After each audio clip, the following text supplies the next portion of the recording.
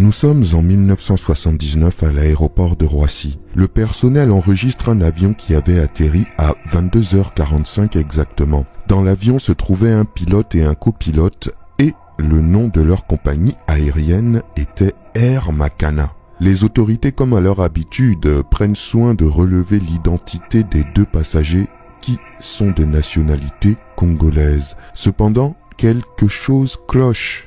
Une enquête est menée le lendemain de l'atterrissage et on découvre que l'avion ne figure sur aucun des registres de vol censés atterrir cette nuit-là.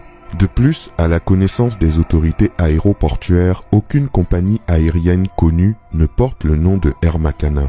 Encore plus étrange, il a été notifié que les passagers ont bien débarqué en France, mais l'avion est mystérieusement introuvable. Les autorités françaises décident de contacter leur homologue congolais pour avoir plus d'informations. Une enquête est alors mise sur pied par les services compétents du Congo. Tous savent qu'il existe bel et bien un village en République du Congo qui s'appelle Makana. Les enquêteurs se rendent donc dans ce village.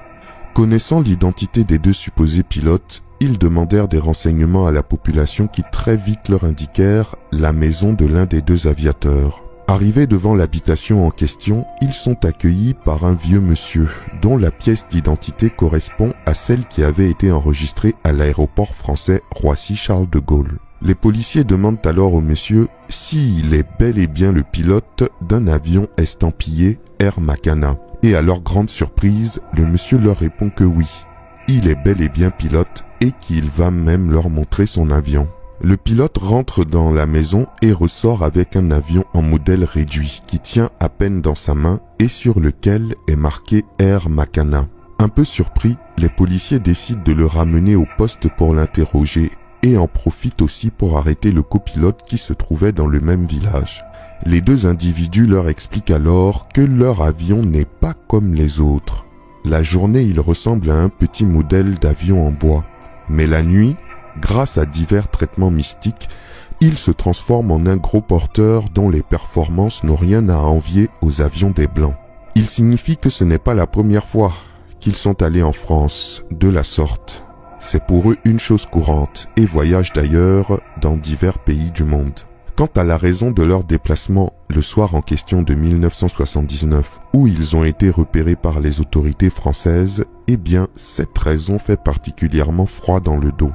En effet, ils se sont déplacés cette nuit-là pour enlever l'âme de leur neveu qui vivait en France. Ce dernier vivait depuis plus de 20 ans en France et ne leur donnait pas de nouvelles, et n'avait jamais envoyé le moindre centime. Devant ce fait qui pour eux était un manque de respect total, ils décidèrent de le tuer. Il a effectivement été démontré plus tard que le lendemain de leur atterrissage mystique, le neveu en question dont ils parlaient était mort. Waouh! Quelle histoire incroyable! Croyez-vous qu'une telle chose est possible? J'attends vos réponses dans les commentaires. Nombreuses sont les histoires d'avions mystiques en Afrique, mais celle-ci est particulièrement truculente. Merci pour votre fidélité et je vous dis à très bientôt pour une nouvelle vidéo. C'était Takashi J.